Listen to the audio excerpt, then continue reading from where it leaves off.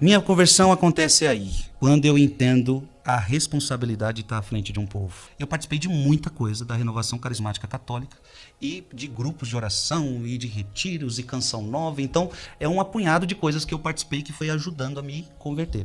Eu passei por uma segunda conversão. Então, eu comecei a entender que eu precisava mudar. Nesse corte do Santo Flow, Frei Gilson conta como se converteu e como foi esse processo que o transformou em um dos freis mais famosos do Brasil. Não esqueça de se inscrever no canal, ativar o sininho das notificações e deixar o seu gostei. Então agora vamos pro corte. Só que aí o que aconteceu, Guto? Essa pessoa começou a faltar, porque ela trabalhava. Ah, hoje eu não vou conseguir chegar porque não sei o que, papapá. O que acontecia? Eu tinha que tocar e eu tinha que ministrar.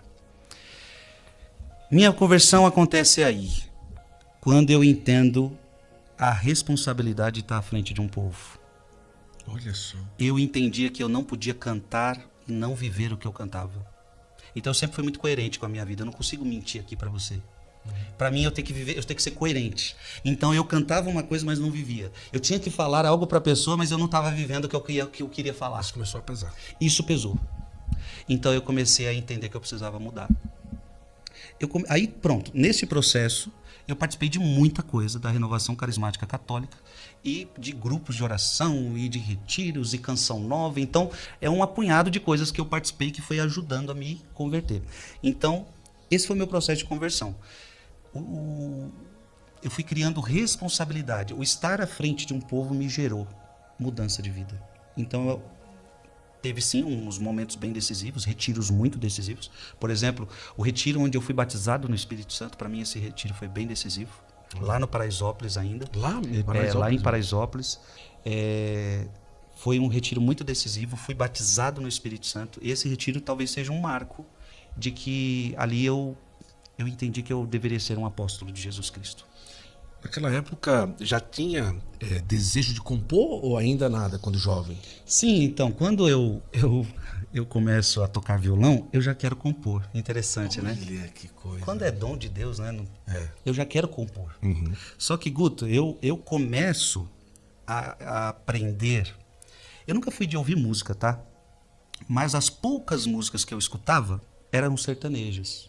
Olha só. Gostava muito de Leandro e Leonardo, escutava demais. Era o que eu mais gostava, Leandro e Leonardo. Gostava. Sertanejo.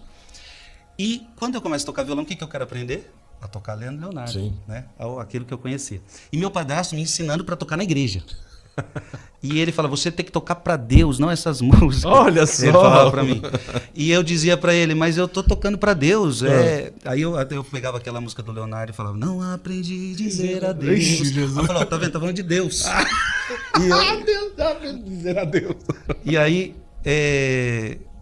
por que eu trouxe isso? Porque as minhas primeiras composições, elas vieram eu só mudando a letra de músicas sertanejas. Então eu pegava uma música que eu gostava sertaneja e mudava a letra. Fazia uma paródia. Fazia uma paródia. Para mim aquilo já era uma composição. Eu lembro que eu ligava até para minha mãe, mãe, fiz uma música tal. E assim começou minhas primeiras composições. Só que aí depois eu fui vendo, não, eu preciso de algo autoral. E aí eu já comecei a fazer músicas autorais com meu amigo, que também tocava violão comigo. E só que eu não lembro de nenhuma dessas músicas, eram músicas lá do passado, não lembro nenhuma. Mas eu creio que com 12 anos, 13 anos eu já comecei a compor. Olha que maravilha. Mas isso é muito bom de bola. Pensou em ser jogador ou não, em nenhum momento? Eu gosto muito de futebol, Guto. Desde pequenininho eu jogo futebol, era a minha brincadeira. Ia pra estádio? Não, eu gosto de jogar bola. Jogar bola. Jogar bola. E então, é bom, que eu vi uns vídeos, viu? Nossa, o Frei Gilson é bom de bola, viu? Que Meu vídeo Deus. é esse, meu? Eu vi, jogando já. Já vi o vídeo, o Frei Gilson jogando. Mas é muito ainda não vazou os vídeos eu jogando bola mesmo. Eu já vi, já. Joga bem mesmo. O que acontece? Eu jogo bola desde pequeno, gosto muito, pra mim é o meu esporte favorito. E desde pequeno, minha brincadeira na rua, a preocupação de minha mãe era eu jogando na rua, bola em qualquer lugar eu jogava futebol. Faltava na aula para jogar futebol, então era desse. O Frei Gilson não tá na aula, onde ele tá? Tava jogando bola, pode ter certeza. Então jogar futebol para mim... Mas chegou a ficar sério o desejo de ser jogador ou não? Então, eu quando eu tinha ali meus 15, 16, quando eu começava a pensar na vida, né, com 15, 16 anos ali, sim, se eu tivesse uma coisa para passar na minha cabeça, eu pensava assim, em jogador de futebol. Teve um período pequeno que minha mãe me colocou em escolinha de futebol. Tá. Eu fiquei ali, eu acho que uns 6, 8 meses numa escolinha de futebol, porque eu tinha esse desejo. Já pensou ser um jogador de futebol e tal? Mas nunca foi algo tão profundo, não. Porque Jesus me chamou muito rápido. Guto, comigo Jesus sempre foi muito rápido. Eu fui cedo. Desejo de ser padre mais ou menos com que idade que chegou ao coração? Padre não, frei no caso, né? Porque o senhor já entrou com o desejo de ser padre ou ser religioso e depois que veio a... Então, meu desejo de ser padre é interessante. Eu tenho uma tia que diz que desde pequeno ela ouvia que eu queria ser padre, mas eu não me lembro disso. Olha só. É só ela que fala isso. Eu não sei quando falei, eu Sim. não tenho essa lembrança. Quando é que eu quero ser padre, Guto? Eu me converto com 14 anos. Até então, não queria ser padre, nunca pensei nisso. Quero casar, quero constituir minha família, normal, vida normal. Quando eu começo a me converter, começa a ser algo maravilhoso lá em Paraisópolis. Muita gente também se converte com a minha conversão. Olha. Porque aí os amigos da bagunça, os amigos da rua... Gente, acontece um movimento muito interessante lá em Paraisópolis, assim. Conversões a rodo começam a acontecer em Paraisópolis. Assim, uma conversão de um arrastava a conversão de outros. É um movimento bem bonito foi acontecendo. E aí, Guto, tudo que eu faço é inteiro, sabe? Eu gosto de me dedicar por inteiro. E eu comecei a me dedicar na evangelização no Paraisópolis por inteiro. Então, o grupo de oração eu pegava firme, as missas eu pegava firme, então eu tocava nas missas com gosto, eu participava dos retiros com gosto, eu servia a minha diocese, de Campo Limpo, na época, né? Servia tanto a diocese quanto a minha paróquia com muito gosto. Então, imagina, eu fazia de tudo que você possa imaginar. Até o ponto que eu cheguei a ser coordenador deste grupo, que eu comecei, eu comecei com 14 anos, já fui coordenador do grupo. Olha só. Depois eu me tornei coordenador da Renovação Carismática em Paraisópolis. Então você imagina, eu cheguei com muita pressão na evangelização, só que aí chegou uma questão, Guto. De determinado momento, eu percebia que nada daquilo era suficiente para mim. Olha só. Eu evangelizava, eu pregava, eu cantava, eu fazia de tudo que você possa imaginar. Mas parecia que tudo aquilo ainda não era nem a ponta do iceberg. Eu me lembro até que uma pregadora que inclusive faleceu, tenho muito respeito por ela, tia Zilda. Sim. Já ouviu falar, Sim, tia Zilda, claro, de Campo Limpo? Sim. Num desses retiros lá em Paraisópolis, ela, no meio de todo mundo, eu nem tinha tanta intimidade com ela, ela falou meu nome na frente de todo mundo e disse assim: Gilson, no meio de 3.000 pessoas tinha lá no evento em Paraisópolis, arruma suas malas, seu lugar não é aqui, você vai viajar para muito longe, você vai rodar esse mundo. Nossa, ela falou meu nome na frente de todo mundo e deu essa profecia. Seu lugar não é aqui, arruma suas malas, você vai para muito longe, você vai rodar esse mundo. Eu, beleza, mas não entendi nada, né? Na época, um moleque de 15 anos, não entendi nada. Hoje eu entendo, Nossa, né? Se cumpriu. Se cumpriu. Os aeroportos que eu digo. E aí, Guto, quando é que eu penso em ser padre? Interessante. Eu atribuo muito esse diálogo com minha tia Patrícia. Ela é muito fervorosa no grupo de oração comigo. Eu me lembro que eu batendo papo com ela na rua, ali em frente ao grupo de oração. Eu disse para minha tia: eu não sei por que Deus não me chama para ser padre. Se ele me chamasse, eu iria. Olha. Se ele me chamasse, eu iria. Até então eu não tinha desejo nenhum, vontade nenhuma. Nada. Não tinha aquele negócio sobre mim também, as pessoas, sabe aquele negócio, isso aí nasceu para ser padre. Não, Tem cara de padre? Não, ninguém falava isso para mim. Nada, não tinha profecia nenhuma, nada. Eu falei para ela, se Deus me chamasse, eu iria.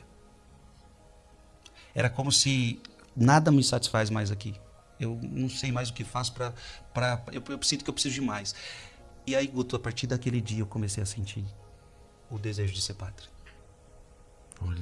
Aí eu me lembro que eu consegui do padre a chave da capela, então eu ficava na capela a hora que eu queria. Uhum. Então, com muita frequência, eu ia na capela Santa Luzia, que era a esquina da minha casa. Eu ficava 2, 3 horas de adoração.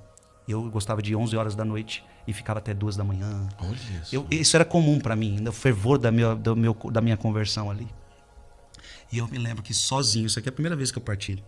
Eu me lembro que sozinho, Porque aí eu ficava na capela sozinho, você imagina. Escuro, Paraisópolis, aquela coisa toda. Eu me lembro que eu ia ao altar e eu me imaginava celebrando uma missa. Nossa. Então eu lembro que eu adorava Jesus, eu me emocionava na frente de Jesus. E Deus já estava começando a falar, será que... Então você aceita ser padre? Tipo assim. E aí eu me lembro que eu ia para o altar e eu me imaginava celebrando uma missa. E quando eu fazia aquele imaginar, aquilo parecia que dizia assim, você lembra que você dizia que nada te completava? Isso vai te completar. Nossa. Guto, aí eu sempre fui muito objetivo. Se é para fazer, vamos fazer. Então eu não demorei a dar minha resposta. E aí eu falei, se é para ser, então vamos. Quando eu senti, quando eu tive certeza. Quando eu tive a certeza no coração, a primeira coisa que eu fiz, eu gostava de uma menina desde os 11 anos de idade. Eu não tinha feito ainda a experiência de namoro. Eu falei, olha, eu só não quero ser padre lá na frente ficar com a dúvida se eu devia ter casado ou não. Então eu só não quero entrar em qualquer lugar sem antes fazer a experiência de namoro. Sim. Então, conversei com essa menina, expliquei para ela que eu estava sentindo o desejo de ser padre. Se ela topava, a gente se gostava. Se ela topava, a gente fazia essa experiência que para mim seria importante. Ela aceitou, nós namoramos, creio que foi uns 3 meses só. Eu não queria enganá-la, para mim já era certeiro. Quando eu estava com ela, eu me sentia feliz. Mas depois eu me sentia vazio. Eu sentia que aquilo não iria me completar. Foi então que eu tomei uma decisão, vou ser padre. Disse para minha mãe, mãe, eu só volto para casa se eu encontrar um lugar que eu entro que seja muito bagunçado. Eu lembro que eu falei isso pra minha mãe. Eu ficava sabendo de alguns seminários, algumas coisas meio bagunçadas. E eu falei, mãe, se o lugar que eu vou entrar for bagunçado, eu saio. Porque eu não vou ficar também num lugar bagunçado. Mas se não for, se a galera for séria, eu vou ficar e eu quero ir até o fim. E aí, Guto, com 18 anos eu saí de casa. E pra nunca mais voltar. E eu tenho 18 anos de vida religiosa. Isso. 10 anos de padre. Eu sou a pessoa mais feliz e realizada do mundo. Aquilo que eu tinha lá atrás, que me faltava algo, Guto, hoje não me falta mais nada. Não me falta mais nada. Nossa. O sacerdócio era a forma que Deus escolheu para me completar. E eu sou feliz sendo padre. Já entra para os carmelitas mensageiros. Aconteceu o seguinte, teve um fator determinante na minha vocação, que eu indo para Canção Nova, no acampamento de Corpus Christi, que eu amava, adoração ao Santíssimo e tal. E agora há pouco nós estávamos juntos no acampamento Corpus Christi. Pois uma é, maravilha. O senhor pregando sobre a missa do domingo. Eu disse, menino, eu falei, hoje tá maravilha. Para mim é maravilhoso estar no acampamento de Corpus Christi. Tem muito a ver, né? Que segundo o próprio Peter, lá da Canção Nova, houve uma ressurreição desse acampamento. Isso, com certeza. E para mim foi importante participar dessa ressurreição desse acampamento, porque para mim fez muito parte. Foi ali que minha vocação também teve um tchan. Por quê? Eu estava no acampamento de Corpus Christi, estava naquela capelinha de adoração perpétua. Eu acho que é Sagrada Família o nome. Tá, sim, ali logo na frente. Estava de joelhos adorando Jesus, porque amava ficar ali. E o padre Edmilson da Canção Nova, de estola roxa, ele estava confessando, ele me cutucou. Então você imagina, ele está atendendo um monte de confissão, a capelinha estava cheia de gente, ele me cutucou e eu de costas. Eu levantei, olhei que ele estava de estola e disse, não quero me confessar. Eu achei que eu estava na fila da confissão. Sim. Falei, será que ele está me chamando para confessar? Não quero confessar, eu estou adorando Jesus. Ele olhou nos meus olhos, Guto, Nossa. e disse, Deus tem um plano para a sua vida. Se você quiser, você me procure depois. Aí, a partir daquele momento, é claro que eu fiquei numa crise, porque eu já estava sentindo o desejo de ser padre. Ele meio que dá uma confirmação. Eu procuro ele e eu entendo que ele podia muito me ajudar. E o padre Edmilson muito me ajudou. Eu tinha um padre na paróquia que muito me ajudou, mas o padre Edmilson também muito me ajudou. E o que acontece? O padre Edmilson, claro, pescou o peixe para ele, né? Ou seja, ele começou um caminho ali, talvez. Ele foi me trazendo para a Canção Nova. Então era para eu ter entrado, Guto, na Canção Nova. Eu já estava no 5º encontro, com o pé lá dentro, todo mundo gostando de mim, eu gostando da Canção Nova, que eu amo Canção Nova, né? Só que teve um momento que eu falei, padre Edmilson, eu falava para mim mesmo em primeiro lugar, não é isso não. Eu sentia que ali não era o meu lugar. Na minha ingenuidade, eu só atribuí a 2 questões. Eu vejo vocês aqui, eu falei para o padre Edmilson, padre, olha, eu vejo que o carisma é muito voltado para televisão e é muito voltado para rádio. Eu não tô afim disso. Eu não tô afim disso. Alguma coisa deu errado. Muito errado, muito errado. Eu não tô afim de comunicação, de TV, de rádio, isso não dá. Deu muito errado. Mas é verdade, o meu desejo não era, eu falei, não, na minha ingenuidade eu falei, olha, deve ser por isso que eu não quero, porque eu não quero rádio, Sim. eu não quero TV. E a Canção Nova é isso, a pessoa tem que amar isso. Ela tá ali na Canção Nova, ela tem que amar a evangelização pelos meios de comunicação, ela precisa se dedicar a isso. E eu falei, eu quero ficar escondido. Eu quero ficar escondido. Guto, nessa, o padre Edmilson ficou muito triste. E eu falei, ó, já mandei carta para uma outra congregação. E eu quero conhecer essa outra congregação. Beleza. Mandei a carta para outra congregação, já tinha resposta, já tinha o dia da visita. Só que tem um problema, tem um porém nessa história toda. O padre que estava me acompanhando, que inclusive é o padre Almir lá de Caruaru. Padre Aloísio. Padre Almir. Mas não era, ele era da Canção Nova? Não, esse é o Aloysio da Canção Nova. Ah, sim, Padre Almir de Caruaru. Tá. É, que hoje tá bem velhinho. Sim, eu sim, não sei nem como ele está hoje tá. de saúde. Ele, sei lá, foi fazer uma experiência lá no Paraisópolis e ele me ajudou um pouco. Ah, tá, em Paraisópolis. Ele foi fazer uma experiência lá não no era da Paraisópolis. Canção Nova, entendi. E aí, Guto, esse padre, o que aconteceu? Sem me falar nada, ele sai para procurar uma congregação para mim. Ah, que coisa. Aí, nessa que eu já digo não para a Canção Nova, e já tinha mandado carta para uma congregação, esse padre foi procurar a congregação, saiu na rua. O que aconteceu? Ele parou na casa da minha madre fundadora, Madre Maria José do Espírito Santo.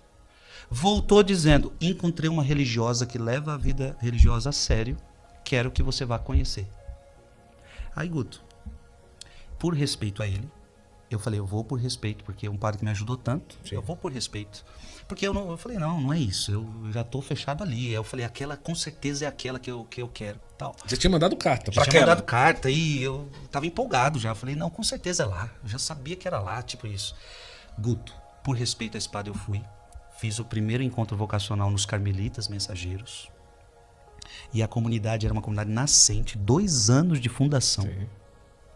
Quando eu cheguei, foi amor à primeira vista. Olha que coisa. E detalhe, enquanto na Canção Nova eu via que era muita rede social, muita televisão, muita rádio, chegando lá, os freis me diziam assim, aqui, você que toca, você não vai tocar.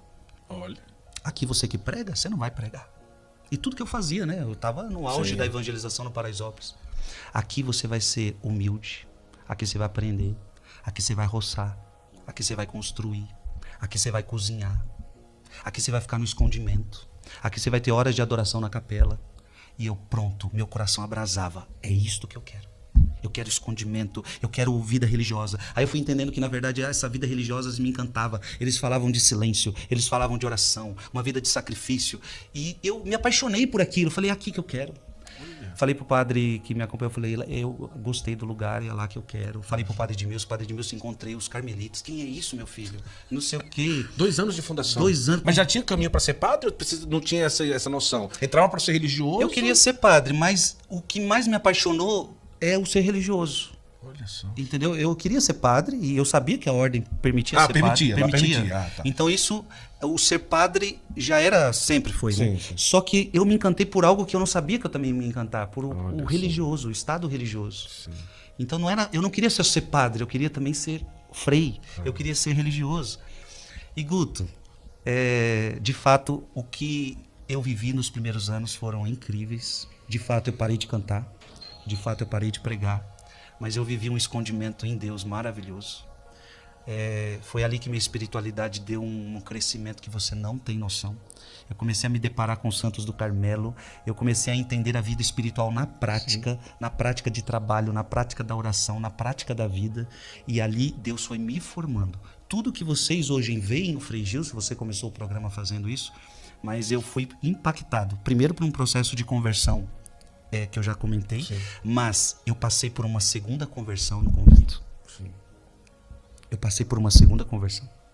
Muito obrigado por ter ficado comigo até o final desse vídeo. Não esqueça de se inscrever no canal, ativar o sininho das notificações e deixar o seu gostei. Todo dia tem um corte novo pra você. Dá uma olhada no canal, tem muita coisa legal já. Até amanhã.